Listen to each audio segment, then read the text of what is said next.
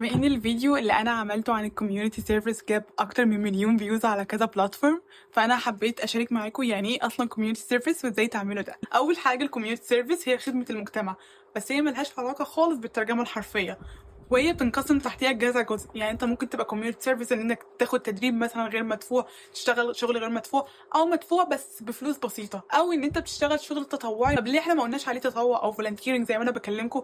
عشان هي بتكون حاجه في المجال بتاعك او بتاعك انت، ملهاش علاقه خالص بالتطوع اللي انا بتكلم عليه. يعني انا كنت طوعت في حاجات مثلا في زراعه، بس انا اصلا مجالي ملوش علاقه بالزراعه على الاطلاق. لو انت في محاسبه مثلا، فانت هتنزلي لاقرب حاجه عندك، هتنزلي للمكواجي، هتنزلي للسوبر ماركت، هتنزلي اي حاجه قريبه منك، عشان لو انت ساكنه في اي مكان وتبداي تعملي الشغل اللي انت بتاخديه في الكليه.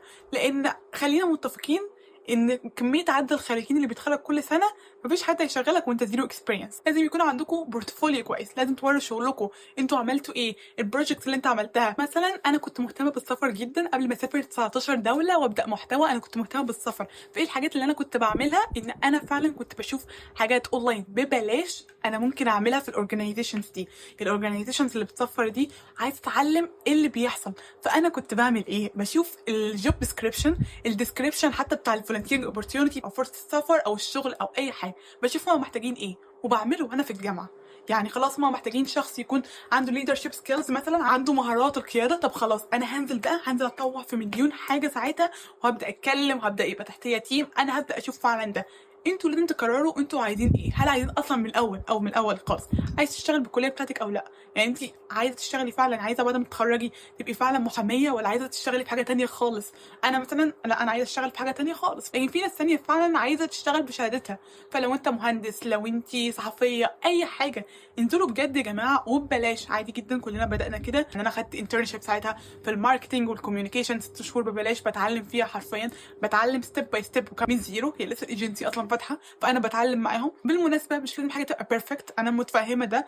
كويس قوي ان يبقى في البراند ده عندك في السي في بتاعك، بس برضه ممكن تبداوا بحاجه صغيره جدا، لان دي الحاجه اللي هتعلمكم فعلا. حرفيا زي ما اقول لكم كده، هيدوس على وشكم، فانت بتتعلموا كل حاجه. يعني انا ساعتها كنت بعمل كل حاجه، كنت بعمل كل حاجه في الماركتنج، فطبيعي ساعتها ان انا كنت اتعلم.